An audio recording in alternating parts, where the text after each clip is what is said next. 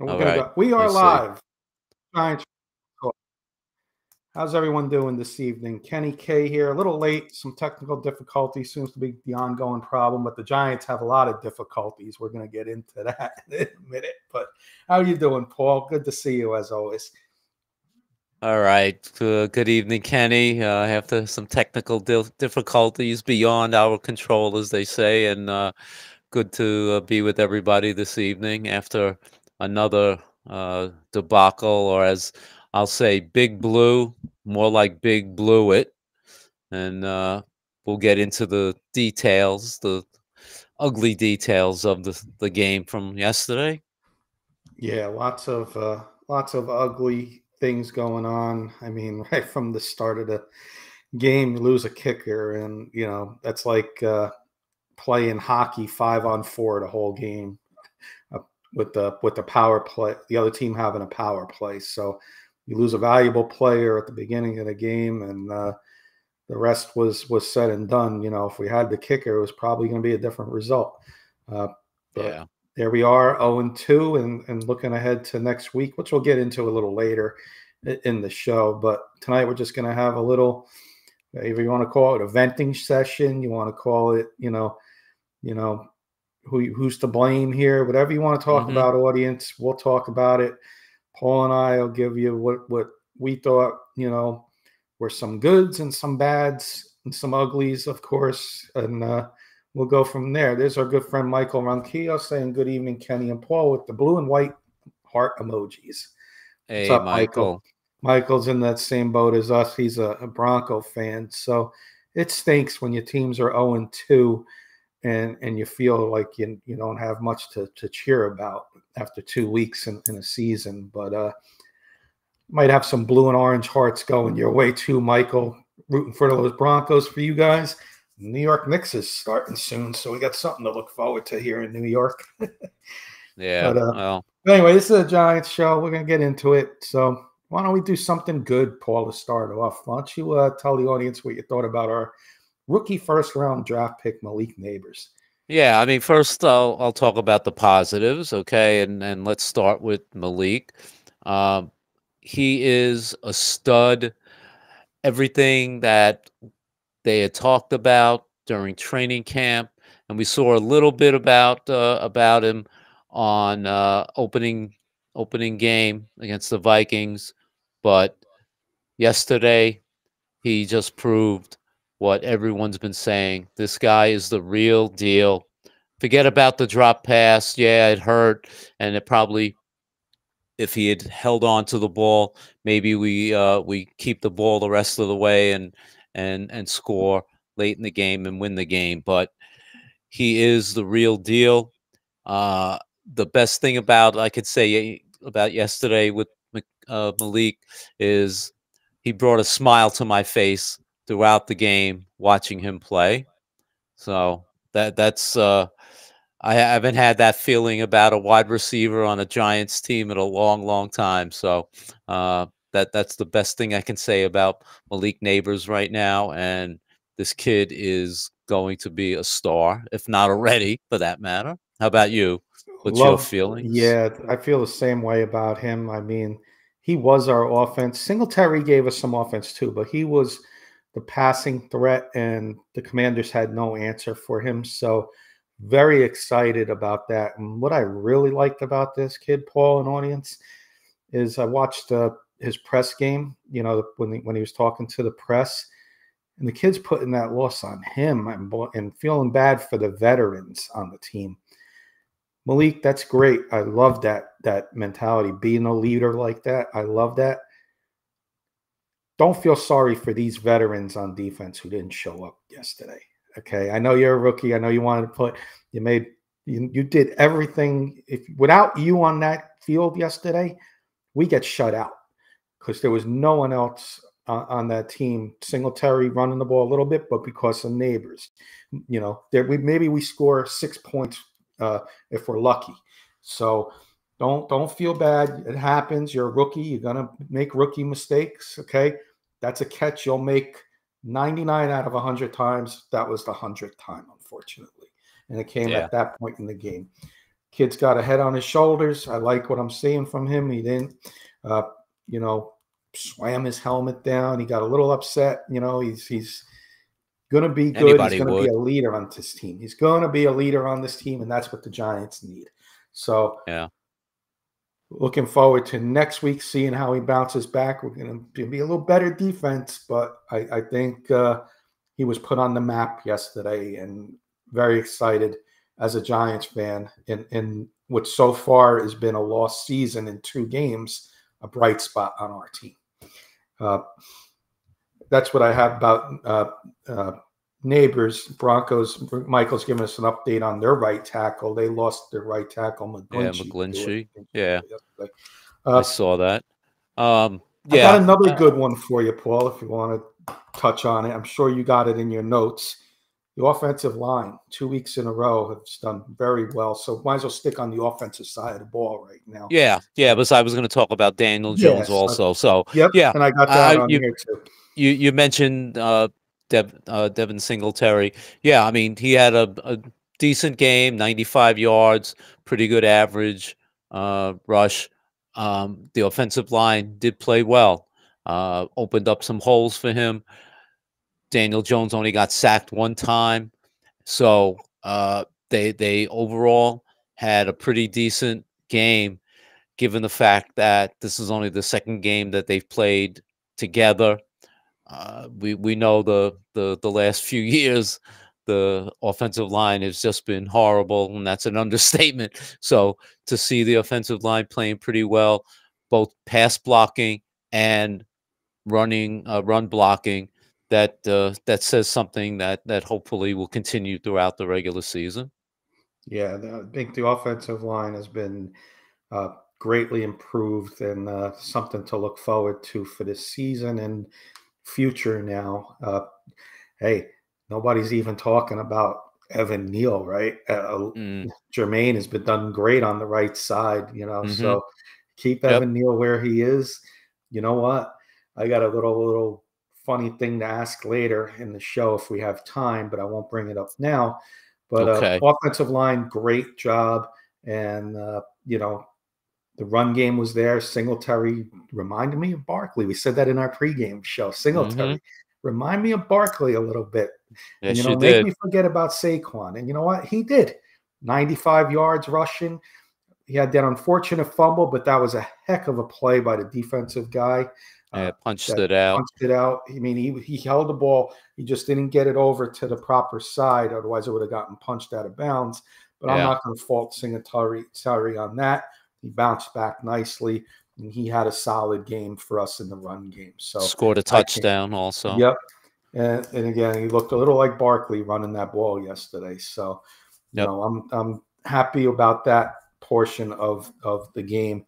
I got one good one on defense, Paul, because our defense wasn't that good yesterday. Unless you let me just stick with offense and talk about Daniel Jones, if you will. Yeah. So Daniel Jones played what I would call okay, not very good, not great certainly, but just okay. I mean, he made the plays he needed to make. In my opinion, he threw the 2 touchdowns. 1, 2, of course, Malik, and then the second, he actually, it was a good pass that he threw to Wan'Dale Robinson for that touchdown. So he did okay. I mean, especially after last week's awful showing. But the offense wasn't the reason we lost that game yesterday, and we'll talk about the defense shortly. Yeah, I mean, I don't have much to add on Daniel Jones. He was okay. He hit Neighbors where he did. If you're going to throw the ball deep, take shots, at least they were overthrown. I'm okay with that. You know, I don't want to see underthrown balls intercepted. He threw it where his receiver would make the play if he was there. If not, it's incomplete. I'm okay with that.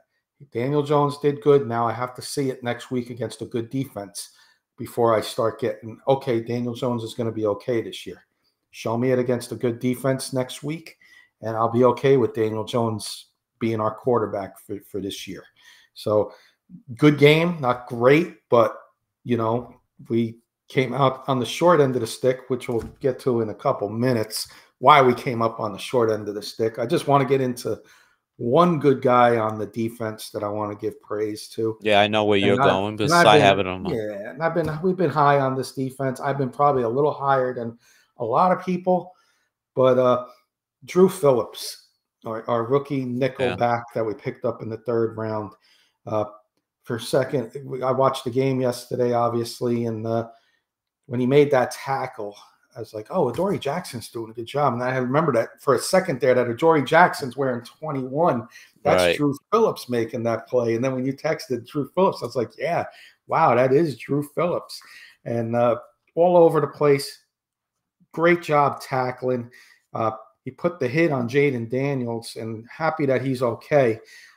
At first, I thought when he got hit in the ribs there on that tackle that, Jaden's out. These are cracked ribs or a broken rib. But wind knocked out of him. He's hitting hard. He's making tackles. He's making plays, doing good job in coverage. Lone bright spot on our defense yesterday. Drew Phillips. I would agree.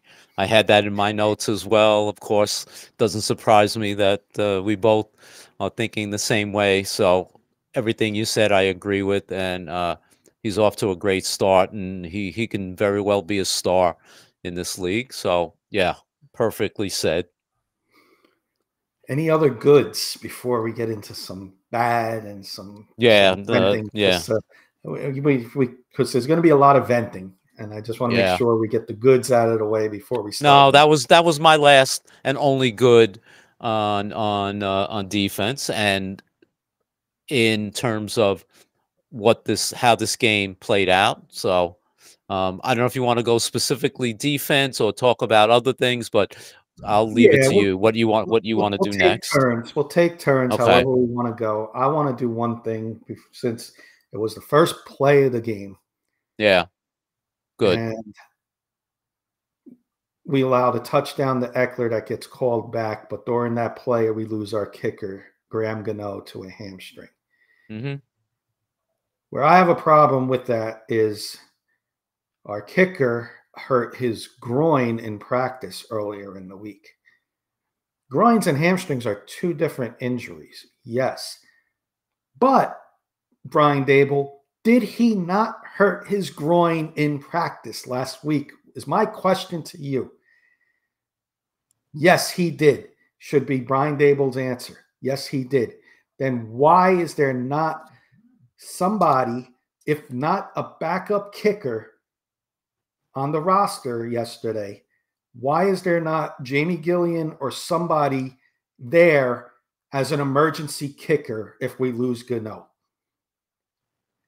We left at least 3 points on the board, probably 6, maybe even more, because we had no kicker yesterday.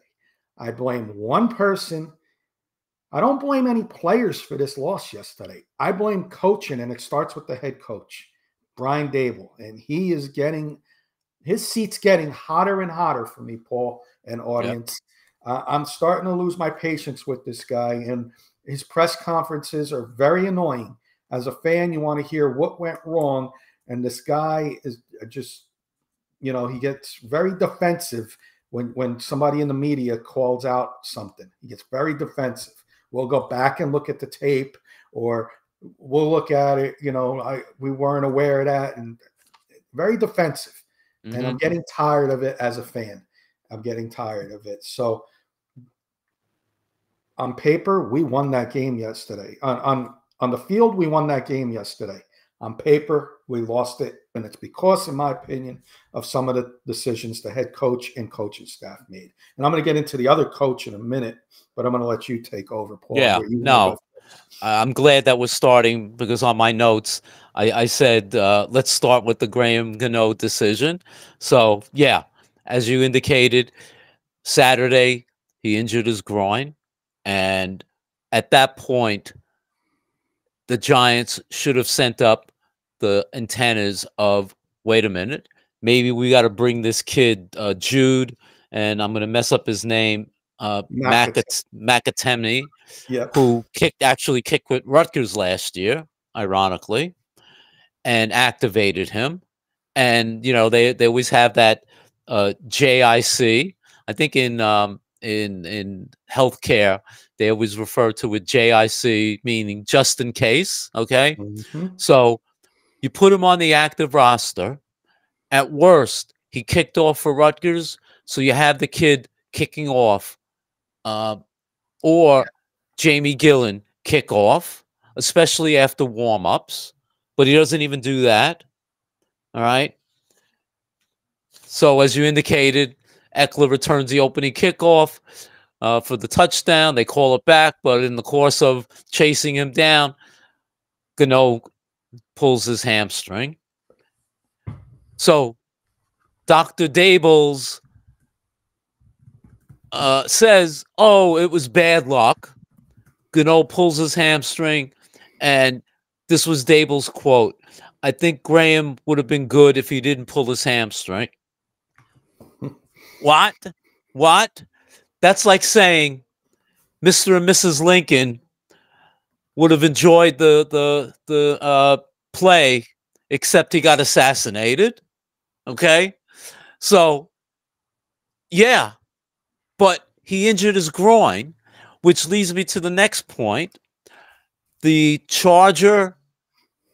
Los Angeles Charger head physician for 17 years, Dr. David Chow, says injuries beget other injuries, meaning if he injured his groin, that's possible that caused him to injure his hamstring, because maybe he was running in a way chasing Eckler down the sideline that caused him to injure his hamstring.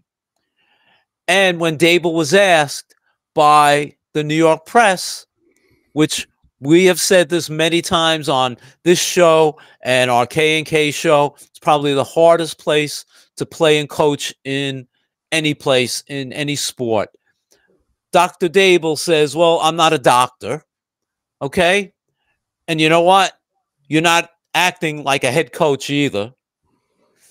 So, that all being said, it was handled poorly. He was the one, he admitted that they didn't put the other kicker on the roster in the possibility. And as you indicated, we left 3 to 6 points off the scoreboard, which clearly would have changed the the L into a W. Yeah, I mean, I saw that press conference, and it's just very frustrating. This guy's press conferences, week in and week out, I just think they get worse and worse. And let me ask you this, Paul: you think he's starting to feel the pressure that he knows his seat is hot? And Absolutely. That's why he's acting like this in the press conferences. Absolutely. What's the expression? Different church, same pew. Meaning, we saw this with Pat Shurmur. We saw this with Joe Judge. Same stuff. Now, third year, all of a sudden, Brian Daboll is not the amenable, oh, I can, have a squint in my eye and we can talk about things. Now, all of a sudden, like you said, it's one-word answers. We'll have to look at the tape. I mean, he's doing his best Bill Belichick impersonation, falling from that Bill Belichick tree. And you know what? It's not gonna sell. That's not gonna sell in New York. You have to be accountable the same way, like you mentioned earlier, Neighbors was accountable, and he took responsibility and accountability for the drop pass. So if he thinks that he's not on the hot seat, let me tell you, John Mara, I saw an interview with him just before the season. He said they need to see major improvement.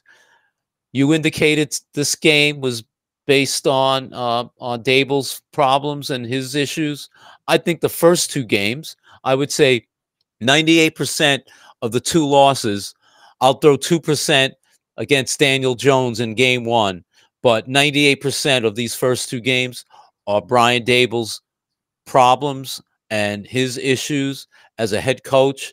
And if he doesn't think the seat's getting hotter, well, then he better get a bucket of water because he's going to need it to cool his backside.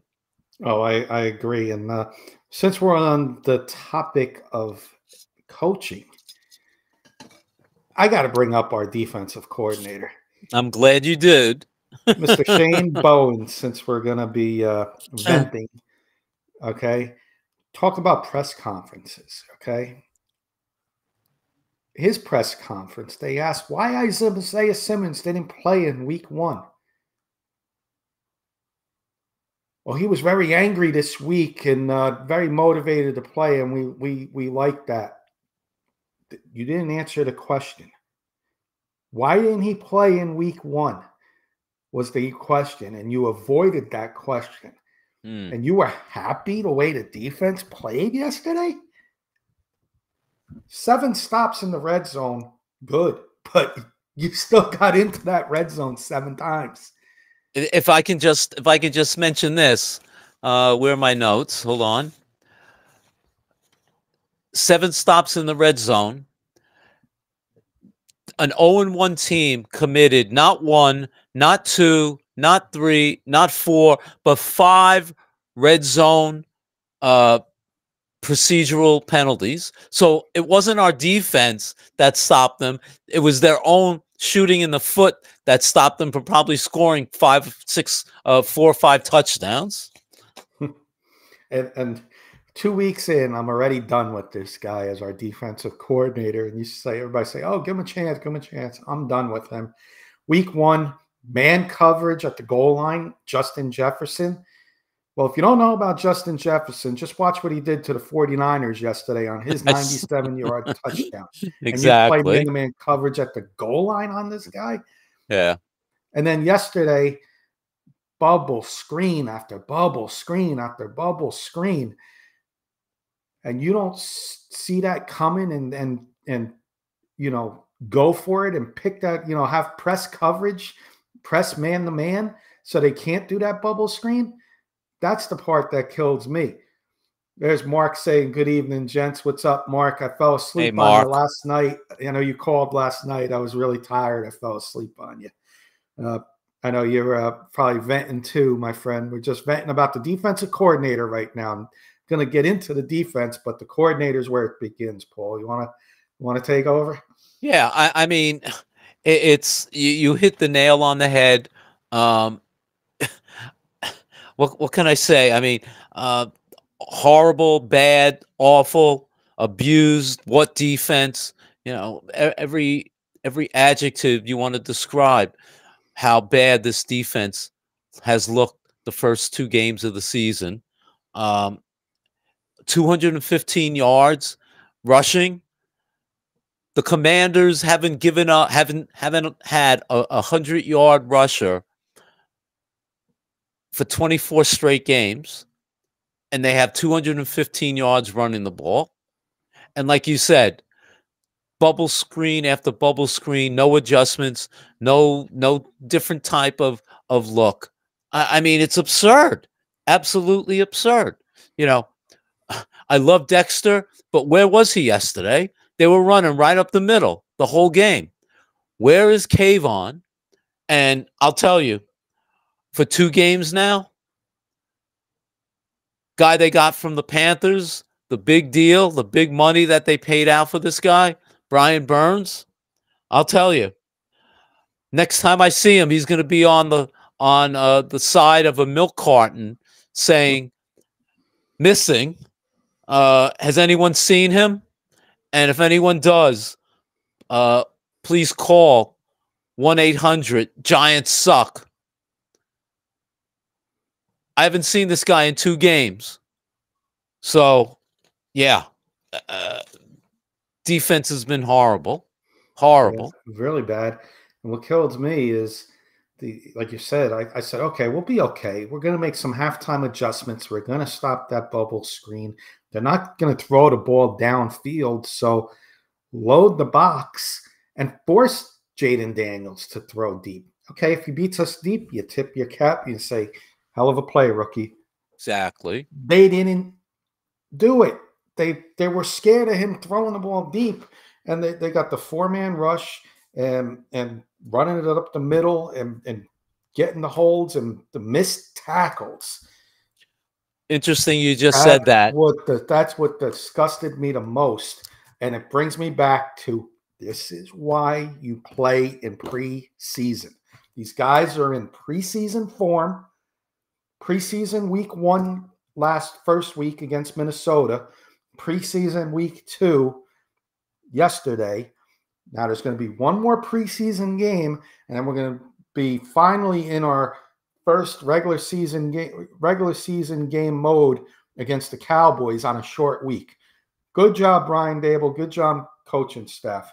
I'll let you go, Paul. We got a couple people saying hello and some comments. All right. I'm glad you brought up missed tackles. I saw something this morning.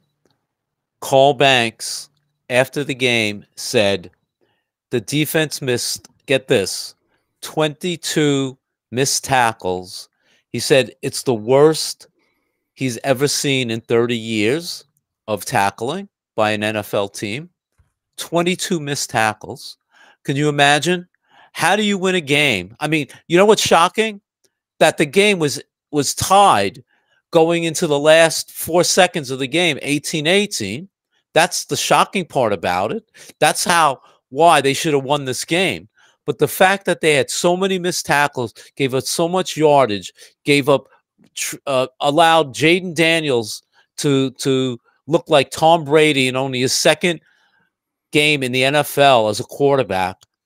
And with all those missed tackles, it was still 18-18 until they kicked the game-winning field goal.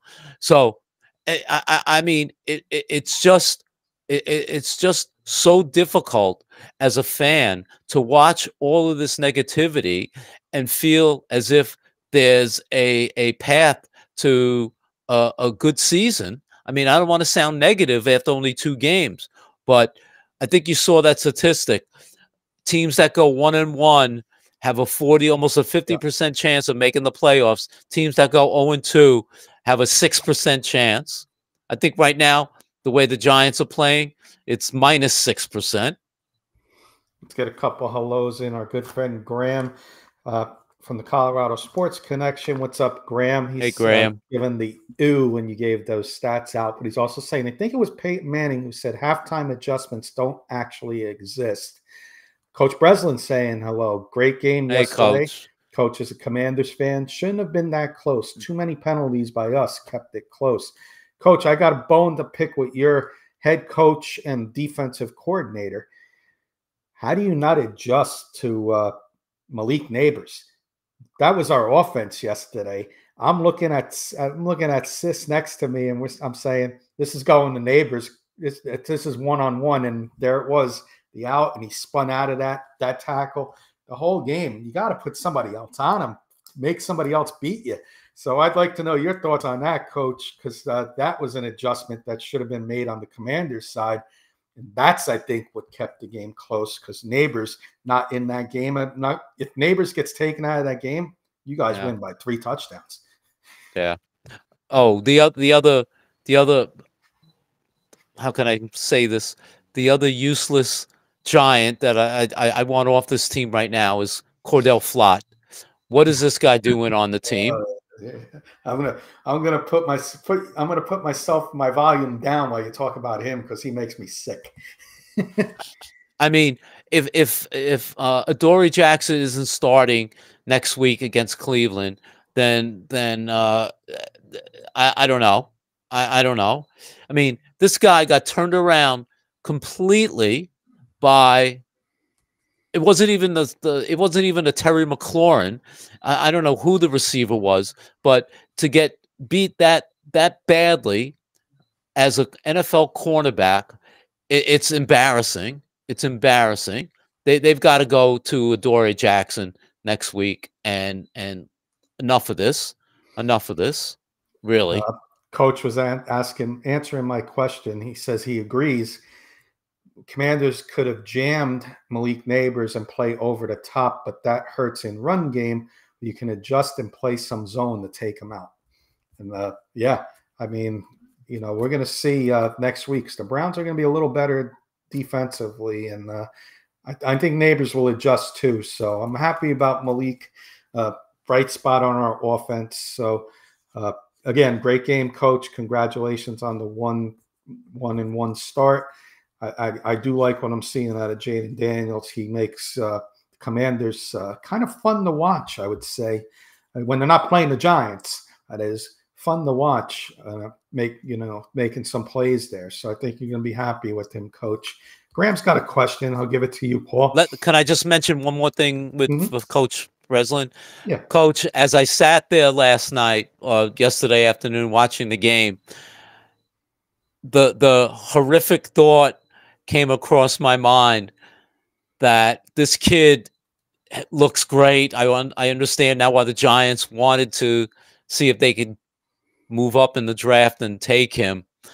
And the horrific thought is we've got to play this kid 2 times a year now for the next maybe 10 years or whatever. So I'm only dreading that this kid's going to be in the division with us. So good luck to you with him, and bad luck to us because he's going to be a handful. But you know what? I think there's one thing that we're all happy about in the NFC East, and I'll even include the Eagle fans, which there aren't any in here. None of that allowed in here tonight because they got a game coming up. But Jerry Jones paid Dak Prescott $60 million a year. And I think that's going to hurt them in the long run when Micah Parsons and some of these offensive linemen and some of their other players are due for some contracts. It's going to hurt them. So, yes, happy for Daniels. Washington's on the rise. We'll see with Giants. They got a number 1 wide receiver. Maybe next year we get our quarterback. We'll be on the rise, but let's go take those other 2 at the top down. That's what we want in the NFC East. Kenny, I don't know if you saw this. One other thing I wanted to mention. This was, of course, leave it to the Giants. This is the first time in NFL history that a team scored at least 3 or more touchdowns, did not give up a touchdown, and lost the game. Yeah.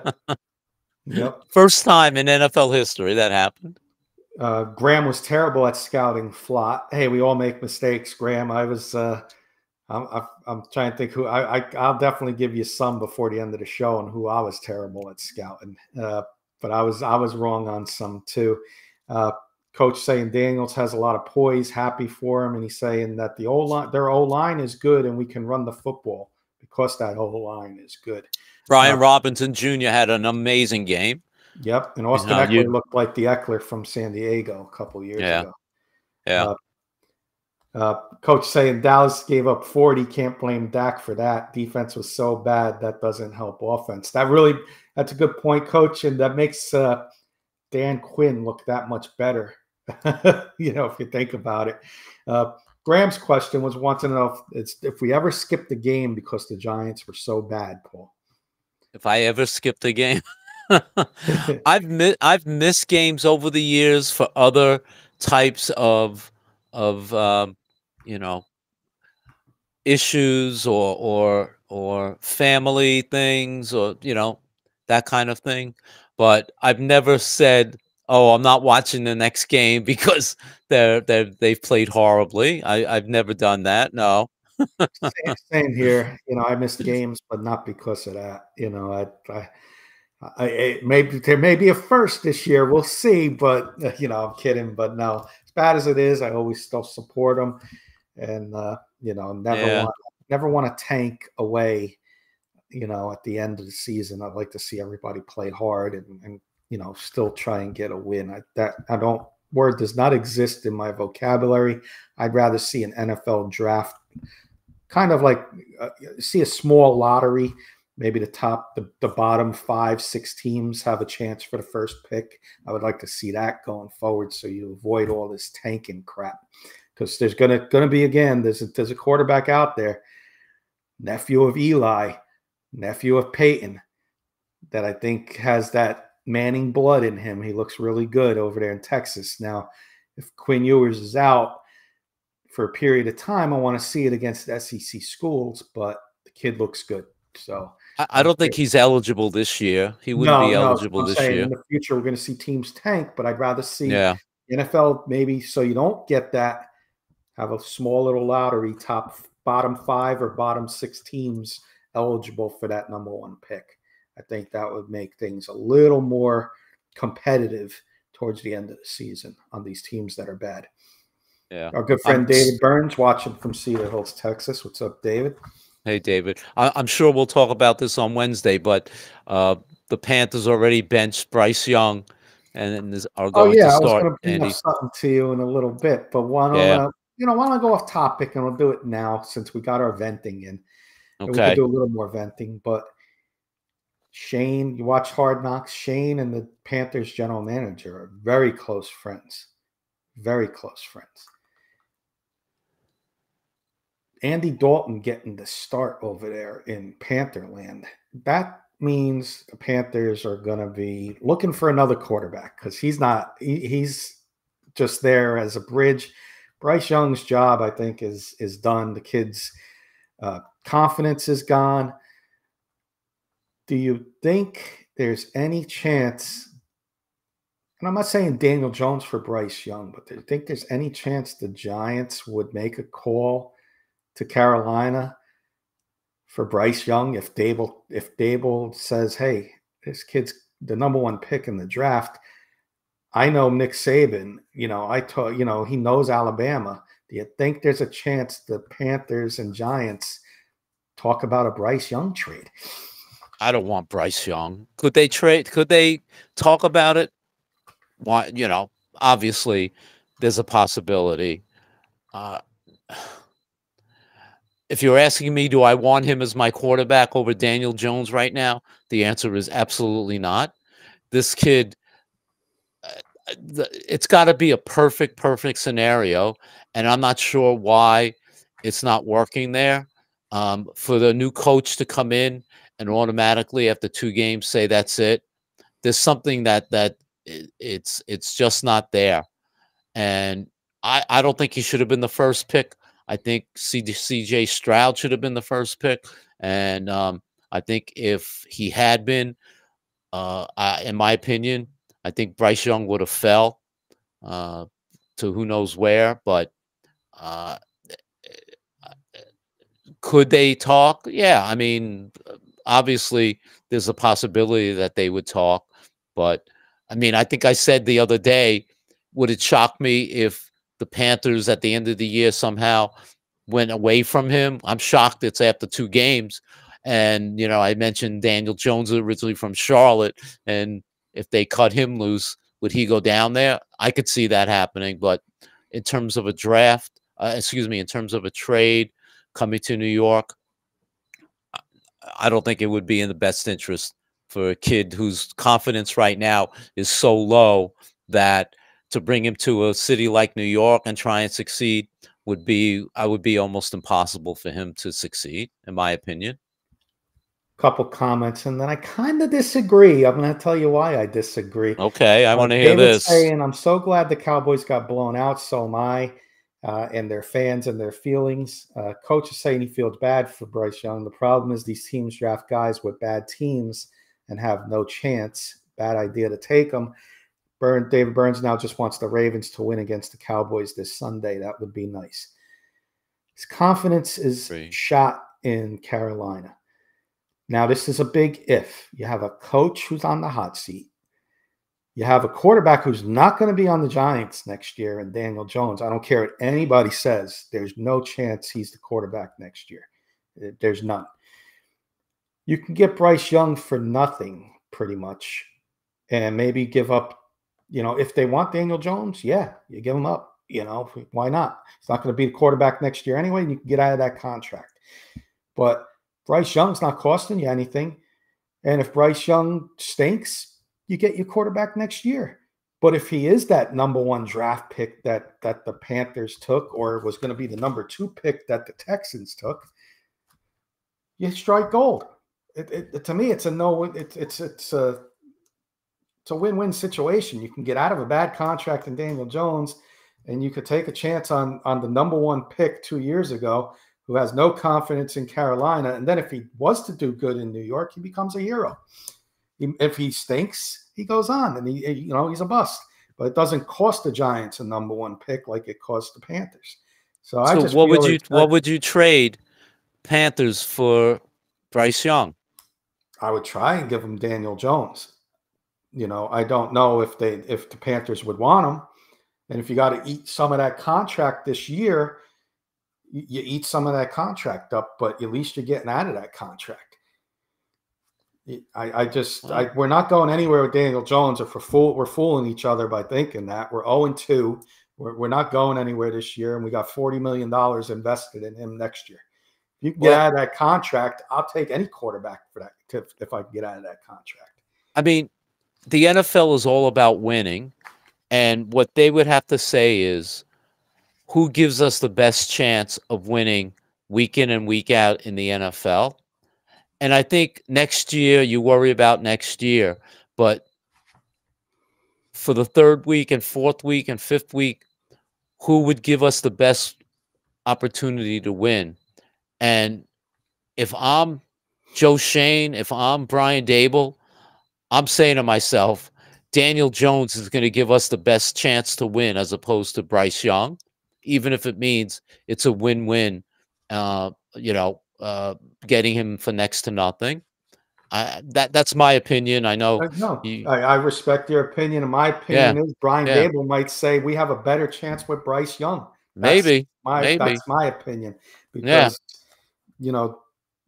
if it wasn't for Malik Nabers yesterday, we were going to have a terrible offense yesterday. So, I just, if you can get a young quarterback for nothing and take a chance, and if he stinks, you get your rookie quarterback next year. But if he's good, you got that #1 pick.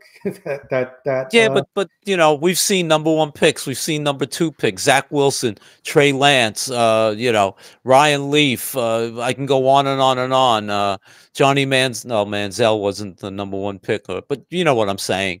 These #1 picks that are horrible. Hey, I'll throw Trevor Lawrence in. What's Trevor Lawrence done in the 3-4 years? I know, and they paid him, and they pay him. So. Again, that's why I say if you can get out of a $40 million contract and you got him for a couple games this year, okay, you know what?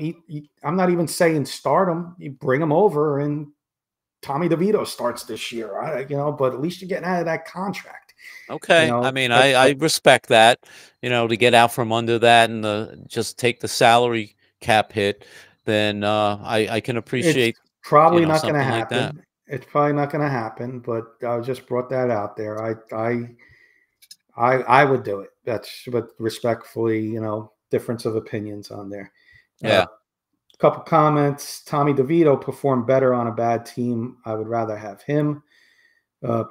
Shout out to Michigan State beating Prairie View A&M last week, and Texas Tech beating North Texas.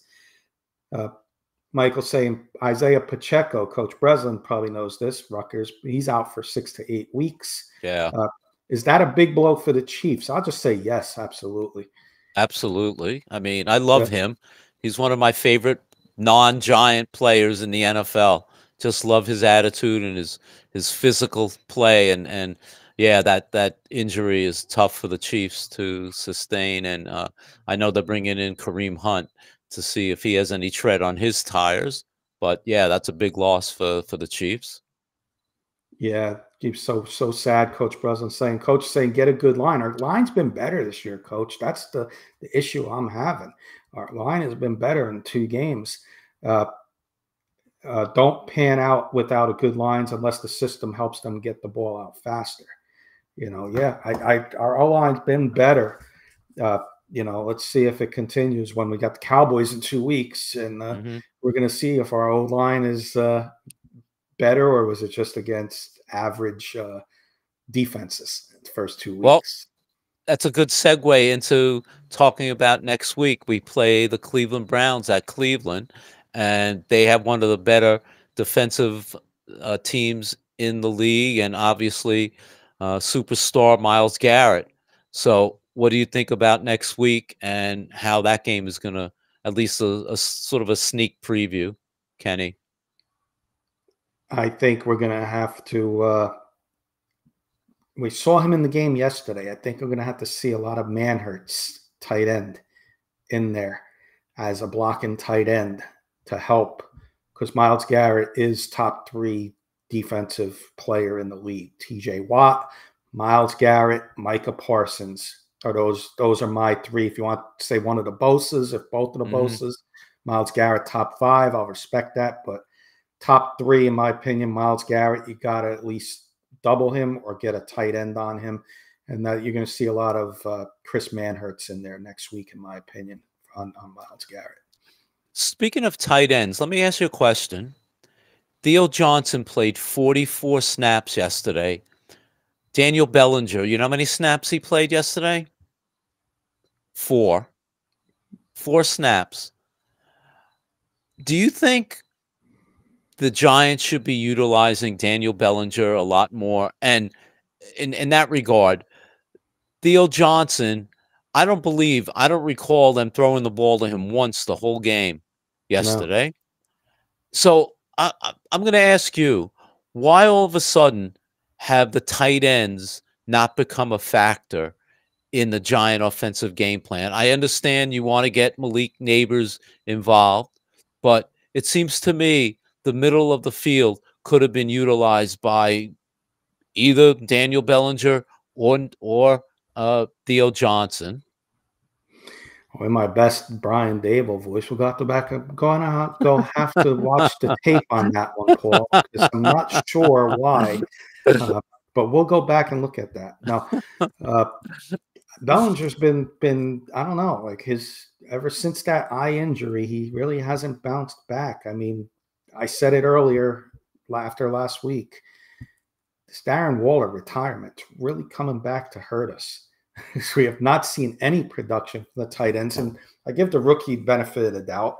You know, that he's a rookie. I said my prediction on Theo Johnson was middle to later part of the season. You're going to start. I recall that getting better, but you know, regardless to that, I guess Daniel Bellinger, I don't know. He just took a step backwards. I don't know what the reasoning is. I think, like I said, you're going to see a lot more of Chris Manhertz next week, along with Theo Johnson, and I think Bellinger's going to be left out again. I want to get some questions because we got a new person watching. I want to on YouTube over there, the Ginger Ninja Studios. That's a cool name. Giant fan. He wants to know. He's talking about the Eagles here. Thoughts on Kirk Cousins torching this Eagles defense for 300? Do you think last year? Do you think he comes close to that tonight? The Falcons have some pretty good weapons on offense. I mean, Bijan and I like Drake London and obviously Kyle Pitts. The secondary has been fairly weak for the Eagles. They went out in the draft and got a couple of really good young key players in the draft. You know, would it shock me if Kirk Cousins does that? No. He did look a little rusty coming back from his Achilles last week. So maybe he's just now rounding into shape. But if he could, we as Giant fans, we wouldn't be crying if he did that to the Eagles tonight. That's for sure. And Coach is saying, yes, you're going to have to chip Myles Garrett. Absolutely. Coach wants to know, Paul, is that part of Dable's system? When he was with the Bills, did the Bills utilize the tight ends when Dable was coordinator in Buffalo? That's a good point. I mean, last year we had Waller. He's more of a wide receiver than before tight end. Now you got Bellinger and Theo Johnson that are true tight ends. Well, here's the thing. He didn't use the tight ends as much as obviously a Stephon Diggs and Gabe Davis and some of the other outside threats that the Bills had. But in Bellinger's first year, he was going to him a lot early in Bellinger's first his rookie season. So the guy was a pretty productive player. As Kenny just said, I'm not sure if his eye injury has continued to exacerbate, and that's why he's not as productive. But he shows that he has good hands. He's proven that he's pretty good in the red zone. They've used that you utilized him in the red zone a few times in his rookie year at least.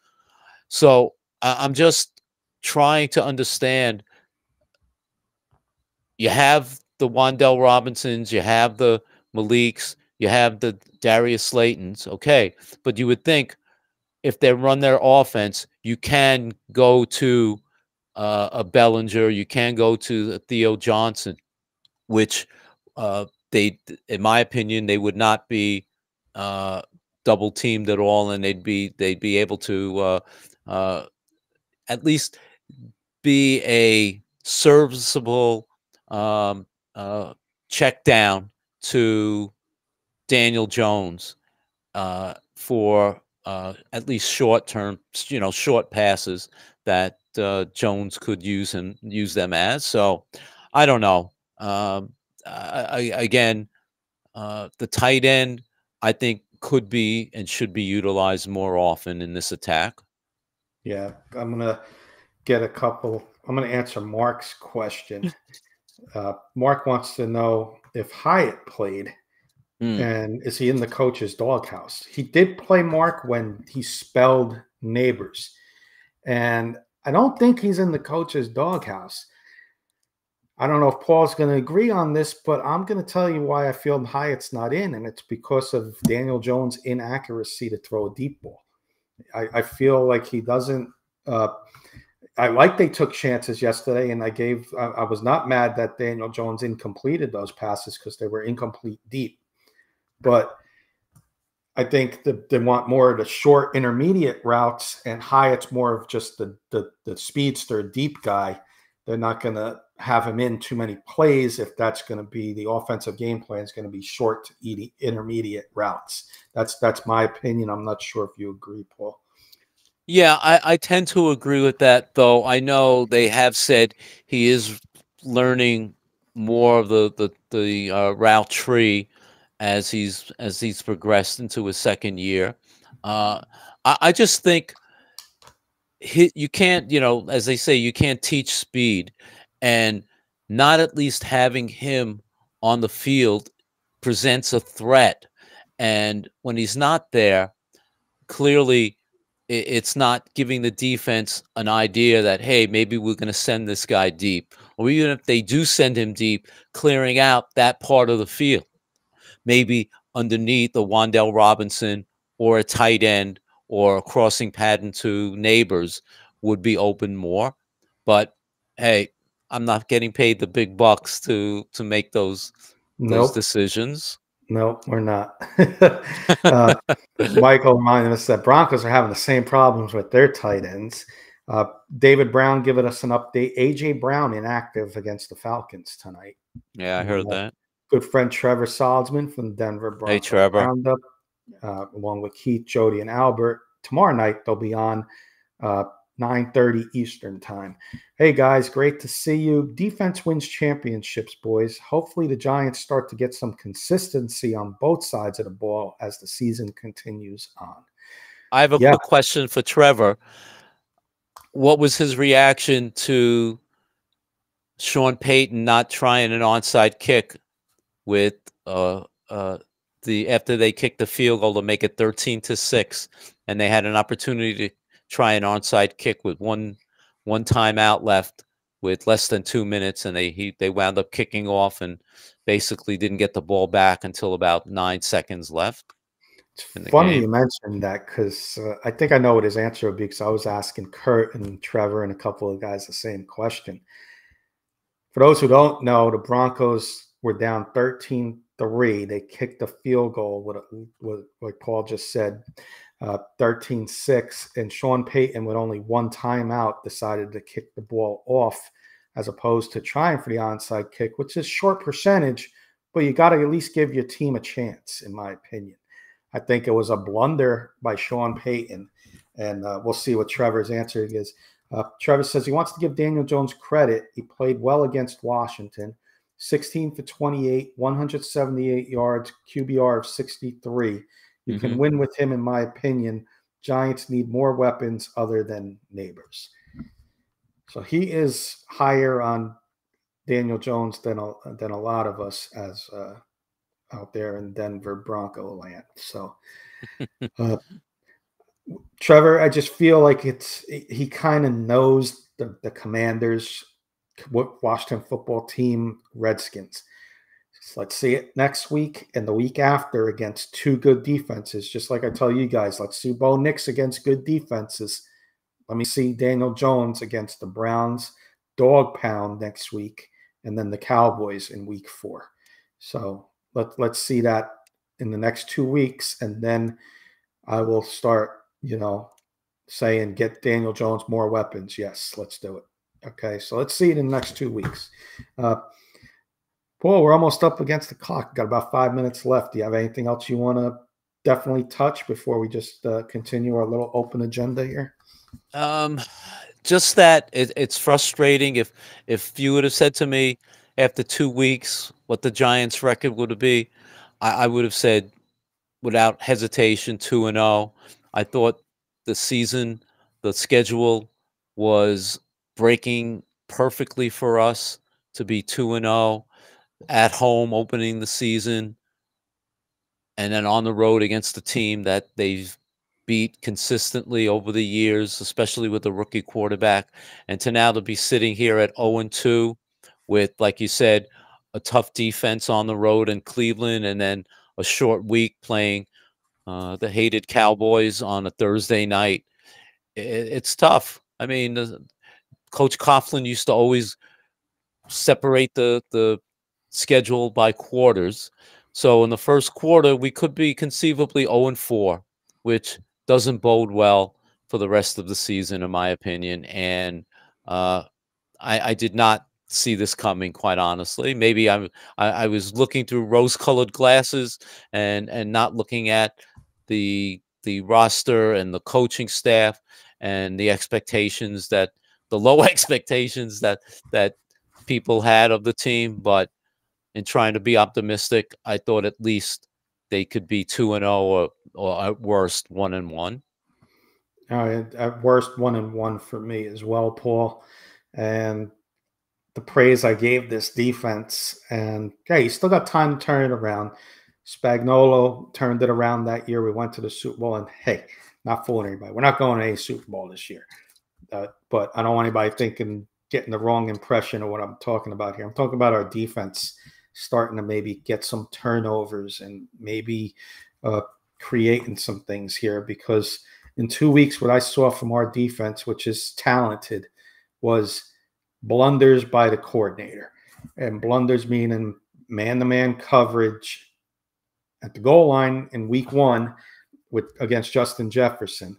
And then yesterday, not adjusting to a bubble screen, which the Redskins, Commanders, Washington football team ran about a dozen times yesterday. So to me, that falls on the coaching. And how do you not adjust to the run game? Missed tackles. They better address that all week, the tackling, because the yards after the catch and the extra yards that Brian Robinson and Eckler were getting was ridiculous. How many 30-yard runs did we see yesterday? Yeah. Hats off to the Too Commanders. many. Great offensive line run blocking, but 30-yard, was it 3 or 4 of them? And that's ridiculous. I'm sorry. Yeah. So, but anyway, Paul, we're going to be back on Sunday pregame, 11:30 a.m. Eastern. We'll do our keys to the game. We'll get predictions that day, and we'll break down the Browns game. Got a couple minutes left. We're a little over 8 o'clock, but the Eagles. Give me a prediction on the Eagles-Falcons tonight. Yeah.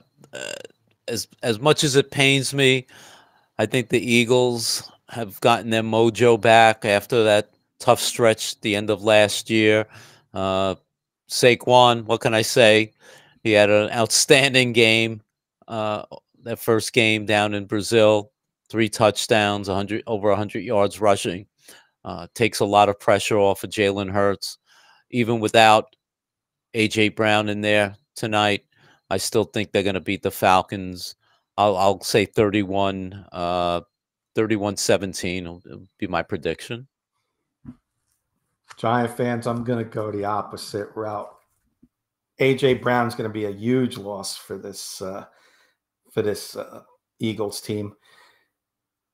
Saquon is going to have a game, Devontae, but Jalen Hurts is going to make a couple mistakes. No AJ Brown. Their defense is not as good as people think. All this Kirk Cousins can't play on prime time. This is a different team. They got some weapons there in Atlanta. Atlanta's going to get the win, 31-29. A little off score there.